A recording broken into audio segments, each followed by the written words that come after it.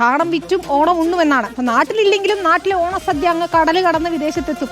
23 വിഭവങ്ങളുമായി കപ്പൽ കയറിയ ഓണസദ്യയുടെ രസക്കൂട്ട് അതെന്താണെന്ന് നമുക്ക് നോക്കി വരാം.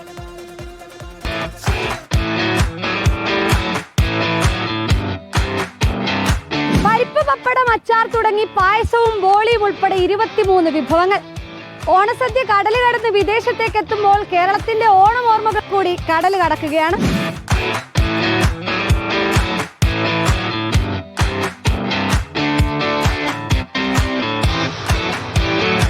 ഓണസദ്യ ഇല്ലാതെ എന്തോണം എന്നതാണ് മലയാളികളുടെ ലൈൻ. സദ്യയോട് കോംപ്രമൈസ് ചെയ്യാൻ മലയാളിക്കാവില്ല. വിദേശത്തിരുന്നും കേരളത്തിന്റെ രുചി കാത്തു നിൽക്കുന്നവർക്കാണ് ഈ ഫ്രോസൺ സദ്യ. കറികളും വിളമ്പാനുള്ള ഇലകളും വരെ ഇവിടെ നിന്നും കപ്പൽ കയറ്റും. കേരള സദ്യയിൽ വരുന്ന 23ഓളം ഐറ്റം ഉണ്ട്.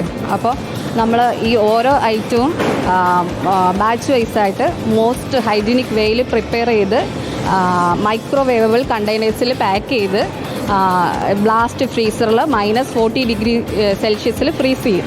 അപ്പോൾ നമ്മുടെ പ്രൊഡക്റ്റിൻ്റെ കോർ ടെമ്പറേച്ചർ -18° ആവണം. അതാണ് ബ്ലാസ്റ്റ് ഫ്രീസിങ്ങിൻ്റെ പ്രിൻസിപ്പിൾ. അപ്പോൾ അങ്ങനെ ഫ്രീസ് ചെയ്ത് പാക്ക് ചെയ്ത് നമ്മുടെ കോൾഡ് സ്റ്റോറിൽ -80°C സൂക്ഷിക്കും. 23 ഐറ്റം കംപ്ലീറ്റ് ആകുമ്പോൾ നമ്മൾ നമ്മുടെ മാസ്റ്റർ കാർട്ടണിൽ പാക്ക് ചെയ്ത് കോൾഡ് സ്റ്റോറിൽ സൂക്ഷിച്ച് ഷിപ്മെന്റ് ചെയ്യുകയാണ് ചെയ്യുന്നത്. ഓരോ ദിവസവും 1-2 കറികൾ തയ്യാറാക്കി താപനില ക്രമീകരിച്ചാണ് പാക്കറ്റുകൾ തയ്യാറാക്കുന്നത്. നിങ്ങളുടെ ചോറും ഞങ്ങളുടെ കറികളും എന്നാണ് ടാഗ് ലൈൻ.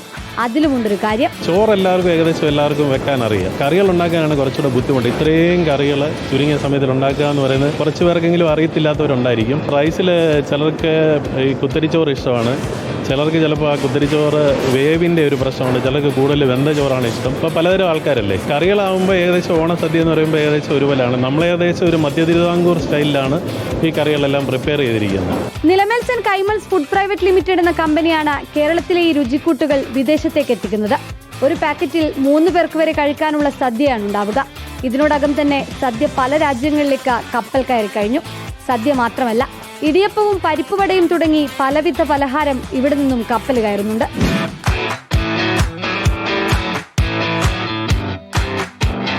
കണ്ടല്ലോ, ഇതുപോലൊരു പെട്ടിയിൽ ഓണസദ്യ അങ്ങ് കടല് കടന്നെത്തും.